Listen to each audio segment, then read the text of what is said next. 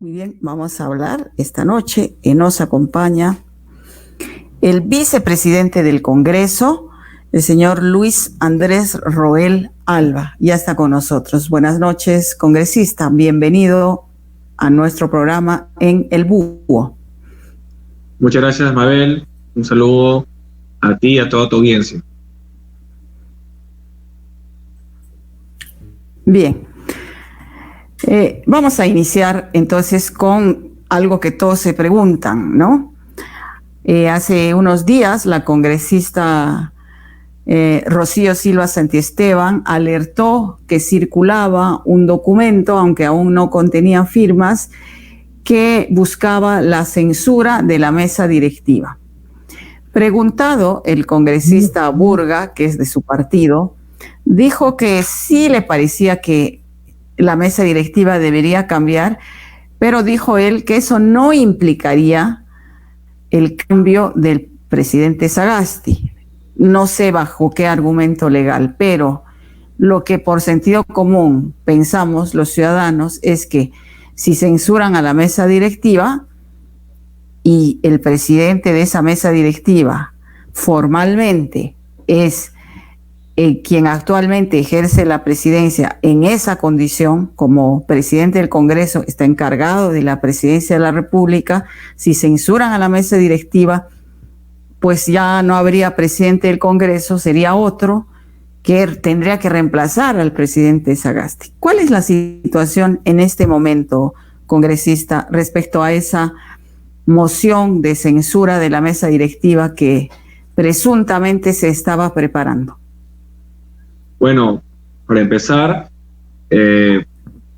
esa moción de censura que circuló en redes sociales y que luego lo tomó la prensa, era una moción de censura sin firmas, una moción de censura sin el logo de alguna agrupación política o el nombre de algún congresista.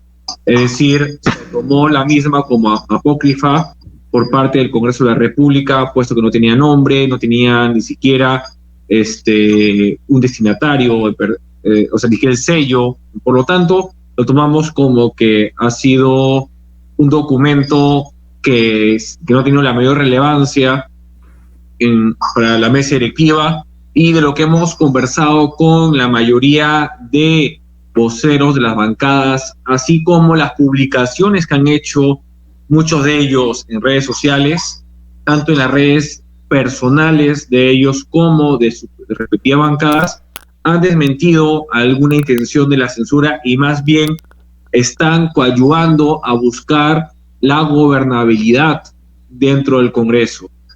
Sobre el segundo punto que comentas sobre la opinión de Ricardo Burga, es una opinión de un congresista de mi bancada que se respeta, que no es compartida por la gran mayoría de congresistas, sino ya esta moción de censura se hubiera presentado, esta moción de censura hubiera tenido alguna repercusión fáctica, lo cual aún no tiene, y entonces lo tomo como una presión personal de parte de un colega congresista que, si bien se respeta, pero no se comparte ni por la mesa directiva ni por la mayoría del Congreso, lo cual quiero decir a la ciudadanía que esté tranquilo, que el Congreso de la República sigue trabajando, pensando en el país y sigue obviamente garantizando la gobernabilidad del mismo.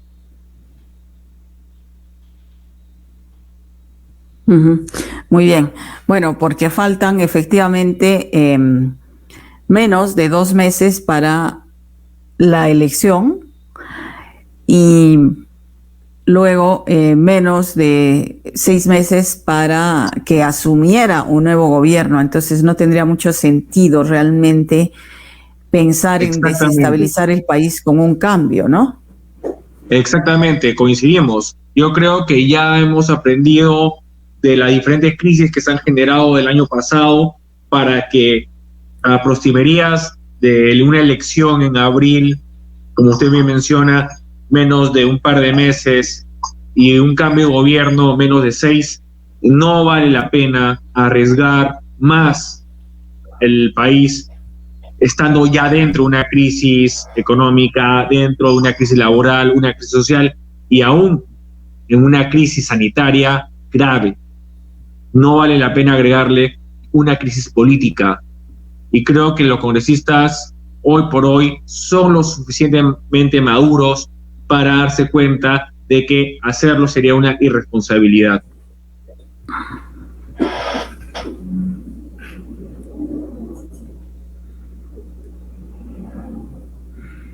¿Quién se fue?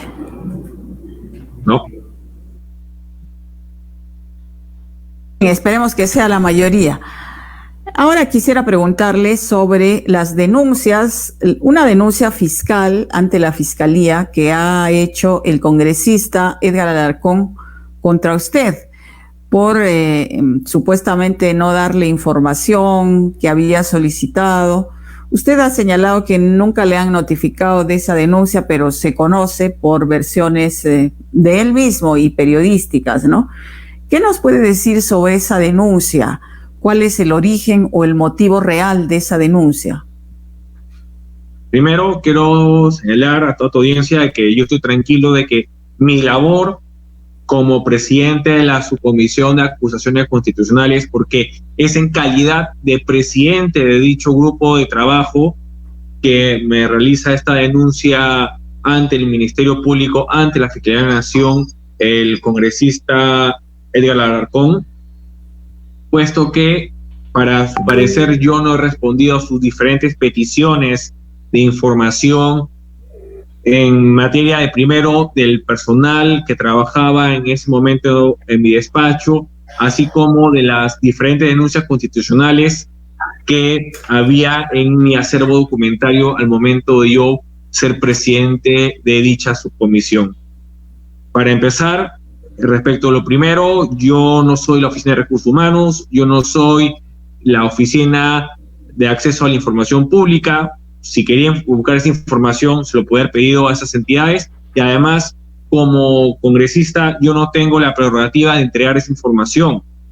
Sobre lo segundo, la información sobre las denuncias constitucionales que él pedía no solo era respecto de las suyas, lo cual está obviamente prohibido por el reglamento del Congreso, ya que recién se pueden entregar las denuncias constitucionales, notificarlas cuando hay un informe aprobado por el Pleno de la Subcomisión en la cual se declara procedente la denuncia constitucional y es ratificada por la Comisión Permanente, lo cual, cuando en los momentos que lo pidió, ninguna de sus denuncias cumplía ese requisito, y además pedía no solo su denuncia, sino las denuncias que están desde antes de mi gestión y las que se habían presentado durante la misma, lo cual esas denuncias son información sensibles, porque la mayoría de ellas versan sobre denuncias penales.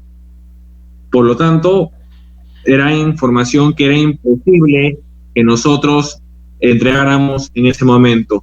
Por lo tanto, respecto de las denuncias, que como ustedes han comentado, yo hasta ahora no he sido notificado por parte del Ministerio Público, y cuando lo sea, obviamente mis abogados responderán al mismo, pero de lo que tengo conocimiento por la prensa y por las redes sociales y por lo que ha mencionado el mismo congresista Alarcón, sobre eso versan, y eso es lo que yo acabo de argumentar y les estoy respondiendo. Y estoy tranquilo porque mi labor como presidente de su comisión siempre ha sido en base a un trabajo estrictamente objetivo, cumpliendo la Constitución, cumpliendo la ley, sobre todo el reglamento del Congreso de la República, y eso es lo que me mantiene tranquilo.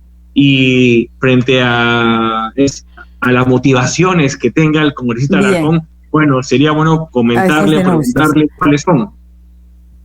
Bien, claro. Yo le preguntaba también por cuál podría ser la motivación, ¿no?, de estos pedidos de información en principio y de esta denuncia luego, porque hay un antecedente de unos pedidos de información que había hecho el congresista Alarcón respecto a personal en la Contraloría de la República, que también tiene que ver con sus acusaciones, en un intento más o menos como de tal vez amedrentar a estas personas o manejar una información que le permita, ¿no?, cierto grado de intervención, manipulación, no lo sé.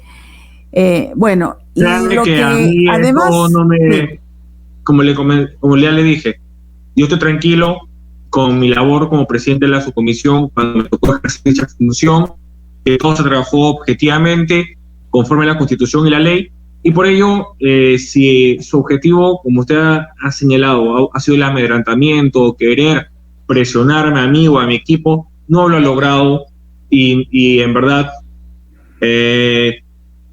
ya en su momento en el Ministerio Público de notificarme, yo haré mis descargos y eso me tiene tranquilo.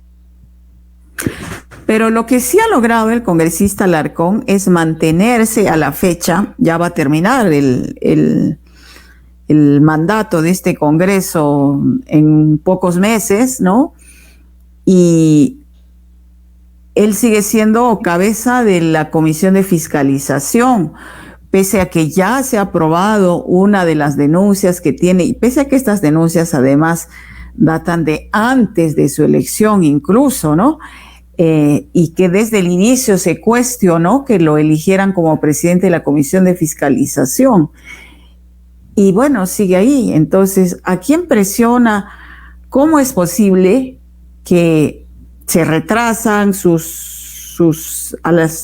las sesiones donde se iba a tratar su caso? Él dice, estoy en Iquitos, estoy en Piura, no tengo tiempo, ahora no, y todo sigue pasando así. ¿Cuál es el poder del congresista Alarcón? Bueno, de mi lado, yo le puedo mencionar que cuando se elaboró en su momento en la subcomisión de acusaciones constitucionales, todas las denuncias constitucionales cumplían no solo con un cronograma que seguía una priorización, establecía un plan de trabajo aprobado por la unanimidad de los miembros de la subcomisión de acusaciones constitucionales. Los criterios eran tres, que era un alto funcionario en funciones, que fue una denuncia presentada por el Ministerio Público, por la Fiscalía de la Nación, y tercero, que fuera por antejuicio político. ¿Qué significa que sea por antejuicio político? Que se buscara levantar el fuero parlamentario para que el Ministerio Público iniciara las investigaciones penales y, es el caso, formalizar una acusación frente a este alto funcionario público por haber cometido un delito común en el ejercicio de sus funciones. Esa fue la priorización que nosotros establecimos y además era por orden de llegada, y en el caso del congresista Alarcón cumplía con los tres requisitos. Era un alto funcionario en funciones, congresista de la República, la denuncia la presentó el Ministerio Público, la Fiscalía de la Nación, y tres, las denuncias era por antejuicio político porque eran denuncias del Ministerio Público por delitos en el ejercicio de las funciones cuando él era Contralor General de la República. Hasta ese entonces se ha trabajado con ese cronograma, se trabajó con dicho cronograma y con esa priorización, y los casos que se llevaron a la subcomisión y se declararon procedentes por el pleno de la misma cumplían esos tres requisitos. Y ya luego pasaron los acontecimientos políticos que usted conoce y que toda la ciudadanía conoce, que fueron las sucesivas mociones de vacancia, la última que ya generó la vacancia del expresidente Vizcarra, la función del presidente Merino, obviamente luego esos 6 días de conmoción social, la nueva mesa directiva, y así todo eso ha generado la imposibilidad, creo yo, de que se pueda sesionar con la subcomisión de acusaciones constitucionales y la comisión permanente, y luego obviamente el pleno que esté dirigido a ver las denuncias constitucionales, no solo el congresista Alarcón, sino en general las que ya están en trámite.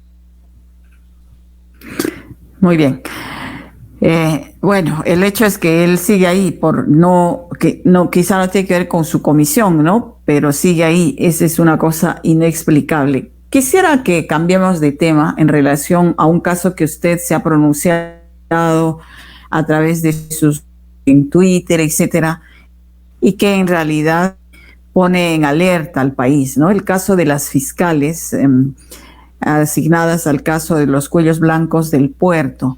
Hoy día la Comisión de Justicia ha decidido citar a la fiscal de la Nación para pasar mañana, si no me equivoco, para preguntarle sobre lo que está haciendo en relación a este caso. Pero hay quienes señalan que se está sobredimensionando lo ocurrido con la intención de traerse abajo en realidad esa investigación, incluso a la propia fiscal de la Nación, a quien ya han pedido varios políticos que dé un paso al costado. ¿Cuál es su percepción sobre esto? ¿Hay ese intento de algunos grupos políticos de agitar un poco esta situación pidiendo la renuncia de la fiscal de la Nación y investigación, o sea, que al final entrampen el caso de los cuellos blancos del puerto? Porque si bien se apartaba la fiscal, podría, digamos, ese caso ser retomado por otros fiscales e ir para adelante, ¿no? Si bien mi posición ha sido crítica, ¿cuál es su opinión? También, claro, volviendo a lo que usted mencionaba, si bien mi posición ha sido crítica respecto al actuar de estas dos fiscales, que primero, la fiscal de la Nación ya la separó de su cargo y va a señalar su próximo reemplazo, y además ya el órgano de control del Ministerio Público ha aperturado una investigación, la Junta Nacional de Justicia también lo ha hecho lo propio contra estas dos fiscales. Creo que eso ya da una tranquilidad respecto a los actos disciplinarios que se tienen que tomar contra estas dos personas, actos correctivos que son necesarios para dos funcionarias del Ministerio Público que han cometido irregularidades, en verdad, de por sí ya ingenuas para dos representantes del Ministerio Público con amplia experiencia en materia de anticorrupción, que conocían cuál es el procedimiento para exigir garantías contra su vida, o para su vida, perdón, y que lamentablemente van y se saltean el procedimiento regular para ir de frente a pedirle esas garantías al presidente de la República. Por ese lado, yo creo que ya el Ministerio Público y los órganos pertinentes han tomado esas medidas correctivas, y creo que solo se debe advertir que la Fiscalía de la Nación nombre a dos personas o a los fiscales que sean necesarios para conformar este equipo de fiscales que continúen, eso es lo importante, la palabra, continúen con las investigaciones del caso Los Cuellos Blancos del Puerto, que es el caso emblemático de la lucha anticorrupción en los últimos años. Un caso tan importante que generó, por no ser poco, la eliminación del Consejo Nacional de la Magistratura y el reemplazo por la Junta Nacional de Justicia. Propició una reforma constitucional, un referéndum para cambiar lo que es el sistema de control de la magistratura. Entonces, no estamos hablando de cualquier caso, estamos hablando de tal vez el caso más importante de los últimos años en materia de lucha contra la corrupción, y obviamente es ese caso que se tiene que resguardar, se tiene que cautelar y continuar con las investigaciones. Y eso es lo importante. Y por ello, la citación que se da el día lunes, si no me equivoco, en la Comisión de Justicia y Derechos Humanos, debe tener ese tenor de señalar cuáles han sido las medidas correctivas que ya conocemos por la prensa y por diferentes comunicados que ha hecho tanto el Ministerio Público, su órgano de control interno, como la Junta Nacional de Justicia, y conocer quiénes van a ser los reemplazos y si estas personas son personas honorables, intachables, con una trayectoria no solo en la lucha contra la corrupción, sino también proba, y que sean estas personas quienes a la ciudadanía y al Congreso nos den la tranquilidad que van a llevar el caso, no solo continúa las investigaciones, sino que además lo lleva hasta el final a una organización de la denuncia, y que obviamente nos dé la tranquilidad de que se hace justicia. Y ¿usted no cree que para eso sea necesario que la fiscal de la Nación dé un paso al costado? Yo creo que eso ya no le corresponde al Congreso de la República, porque para eso está, creo yo, en mi opinión personal, que las investigaciones que lleve la Junta Nacional de Justicia. La Junta Nacional de Justicia, acuérdense que es el órgano encargado constitucionalmente del control de la magistratura, tanto de los jueces como de los fiscales en sus diferentes niveles, desde el primer nivel hasta los supremos. Bien. Entonces, que ellos se encarguen. Muy bien. Ok, muy bien. Cambiando de tema, entonces, antes que nos venza el tiempo, sobre el llamado Vacunagate. Hoy la comisión encargada que presidía el exministro Carbone ha finalizado y ha entregado ya su informe. Una de sus recomendaciones o una de sus acuerdos o decisiones, enviar todo a la Fiscalía de la Nación, recomendando de alguna manera para que ahí se analice la posibilidad de denunciar constitucionalmente a la exministra Pilar Mazzetti. Eso ocurre y iría a su comisión. Esa general, ¿cómo se debería resolver este caso ya a nivel de sanciones o si las recomendaciones, por ejemplo, de esta comisión son suficientes? Básicamente recomienda eso y la posibilidad de abrir procesos administrativos y retirar la confianza de una lista de funcionarios del Ministerio de Salud, que ha sido básicamente donde se han vacunado personas ajenas al ensayo clínico y a la investigación, ¿no? Porque hace esa separación entre los que sí participaban en el ensayo, no como voluntarios, ¿no? Sino los investigadores, y señala la comisión que ellos sí se han recibido esta vacuna de buena fe y porque realmente estaban en riesgo y porque para eso sí se autorizó.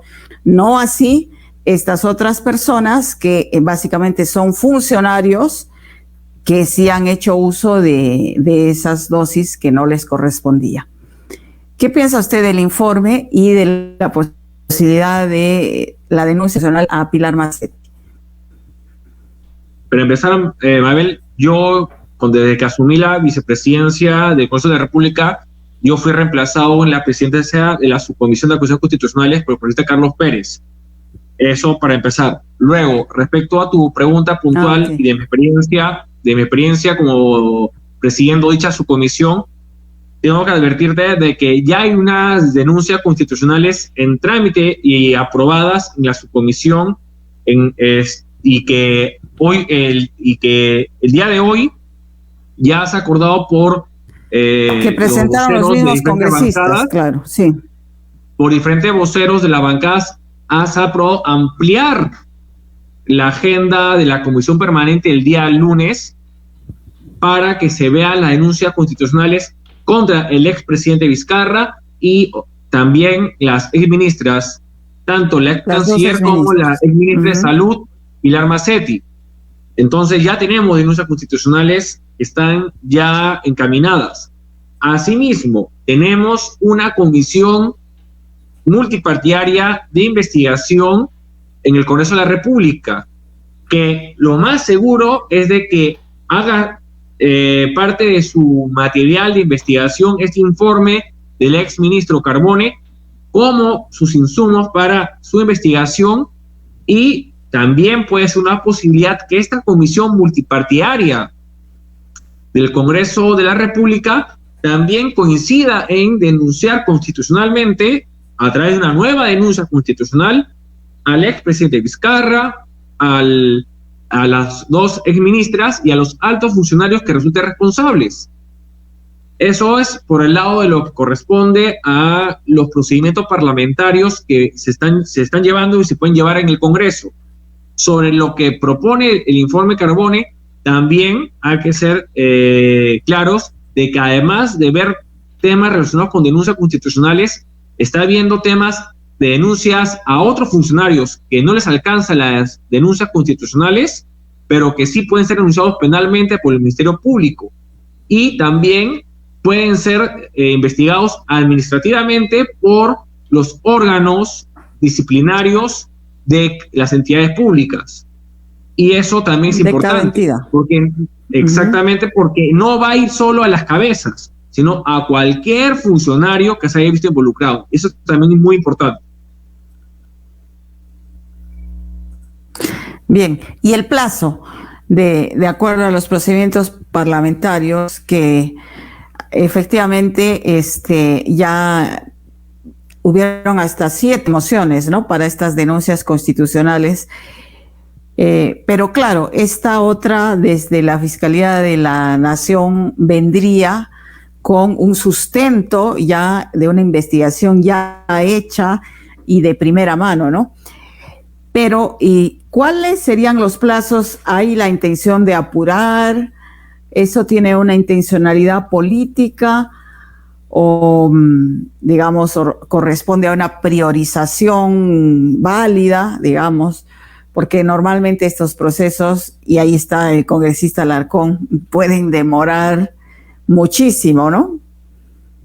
Eso depende, como tú bien has mencionado, primero del plan de priorización que establezca el presidente de la subcomisión y del equipo de trabajo. Esto ya dependerá del congresista Carlos Pérez Ochoa, quien es el actual presidente de dicha subcomisión. También va a depender mucho de quien se encargue de hacer la investigación. El congresista que se encargue de hacer la investigación de la denuncia constitucional, él va a ser quien prácticamente establezca los tiempos de investigación, los tiempos que él va a necesitar para hacer el informe final que decida acusar o no a estos altos funcionarios. Hablamos del expresidente Vizcarra como las ex 2 ministras. Entonces, depende mucho de varios factores y actores políticos dentro del Congreso. Puede demorar desde 1 mes y medio como 3 meses o más, dependiendo de muchos factores. O más. Como los que ya he mencionado, como de otras circunstancias.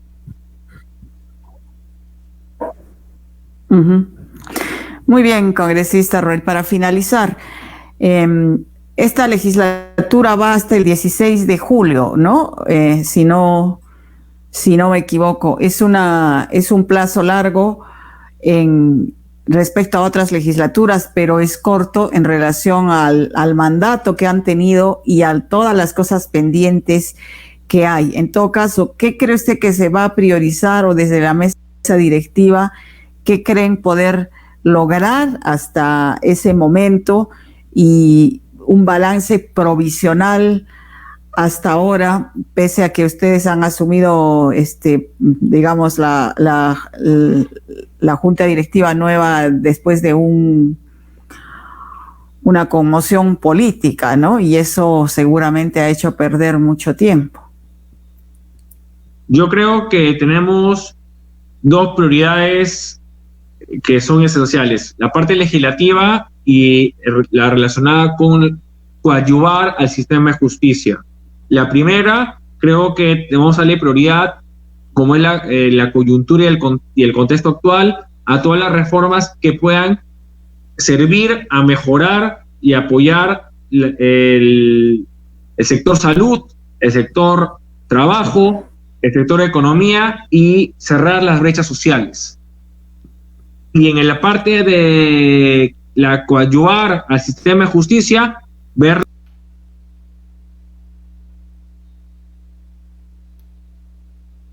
las denuncias constitucionales, ver que se pueda llegar a buen término todas las denuncias constitucionales que tengan como informe final en la subcomisión de acusaciones constitucionales la proposición o la conclusión de acusar constitucionalmente al alto funcionario público que corresponda. Yo creo que esas son las 2 tareas que la mesa directiva va a buscar priorizar. Estamos justamente en ese objetivo, con esa mirada de, en la parte legislativa, ver todas las medidas que puedan mejorar la calidad de vida de la ciudadanía en materia de salud, trabajo, economía y vida social, así como el poder ver un poco de justicia al final de esta gestión parlamentaria que nos ha tocado muy breve, pero que esperemos sea un avance en relación al Congreso disuelto. Muy bien. Muchas gracias, congresista Luis Roel, vicepresidente de la mesa directiva. Buenas noches. Buenas noches.